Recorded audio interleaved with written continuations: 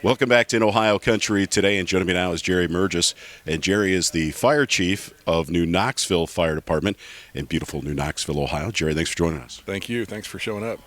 Well, let's talk a little bit about this event here at Auglaize County. We're at the Auglaize County Fairgrounds. It's a safety day down here, and you have a lot of things happening here.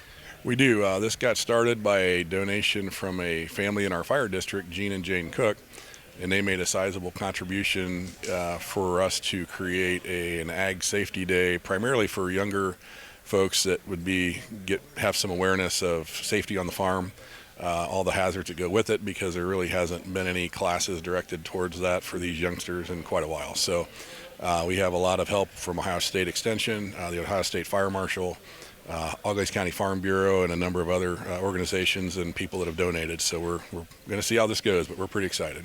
Well, let's talk specifically about the safety stations that our producers and the various other people who are attending today will experience.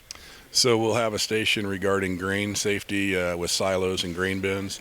We're going to have a session with Midwest Electric and Miami Erie Propane on utilities on the farm.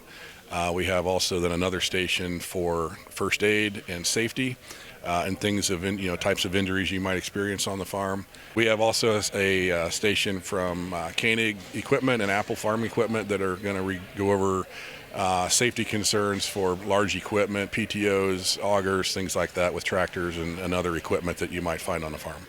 You know, as a fire chief, I'm sure you've seen it all.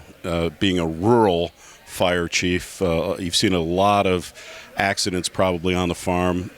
Some have probably turned out positive and some maybe not so good. So what are some of the things that you want to remind people to do, especially this time of the year when our farmers are getting back out in the field and the general public has to sometimes battle with them on the highways and byways?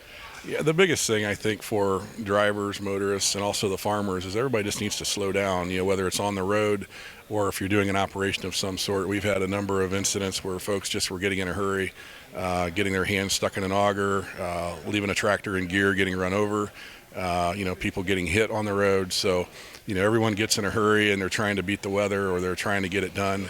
And, the biggest thing is, little things can cause big problems. So, yes, we've seen it all and some of the outcomes have not been good.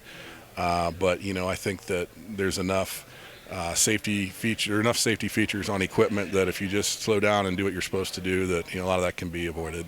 Well, let's talk about the things that our producers, our farmers out there can avoid when it comes to fire hazards, both on the farm and when they're moving that equipment in and out of sometimes dry fields, and what could possibly happen there. Yeah, a lot of the stuff is just maintenance, bearings that get dry, that'll create sparks and fodder, things like that. And again, safety guards being taken off of equipment, PTO guards, those are all there for a reason. Shaft covers, things of that nature. And again, any loose clothing that you're wearing can get caught in that. And just like that, you lose an arm or lose a finger, or you start a big field fire. So, a lot of it is just basic maintenance. Our rural community couldn't exist without firefighters such as yourself. And I know that the volunteers that are out there are few and far between. What would you like to say to our viewing audience to get them to help participate and maybe be a part of their local fire department here in the Buckeye State? Yeah, this is a big issue for me. You would hate to call 911 and no one comes. Right. And, we're all part of the community, and there's a lot of folks I think that could be an asset to your local fire department. It does take time, and yes, the training is time consuming. But, we need, every department is struggling for membership, whether it's EMS or fire. And, every community can really use the help. And we do have a table here to try to expose some of the, high school kids and those to, what's available in terms of fire and EMS. So, if you are in a community that has a volunteer fire department, which is about 80% of the country, please step up, especially if you're younger, because older guys like me are, we're time for us to move on. So I think the average age of a volunteer fireman in the U.S. is 54 years old, and that's too old. So that's about the same age as our farmers out there. So definitely encouraging all our viewers out there and listeners to our podcast and our radio show to get involved and to be a part of your local fire department, or at least support those that are a part of it. And if people want more information about what you guys are doing here, is there a particular website or a place that they can go when it comes to ag safety? We're going to have an Auglaize County Fire Chief Facebook page.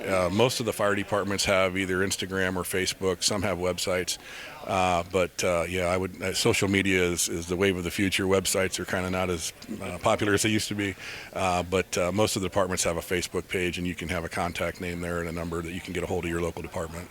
Jerry Merges has been our guest. Jerry's the fire chief of the New Knoxville Fire Department in New Knoxville, Ohio. We're here at Safety Day in beautiful Auglaize County. Jerry, thanks for joining us. Thank you for being here, Dan.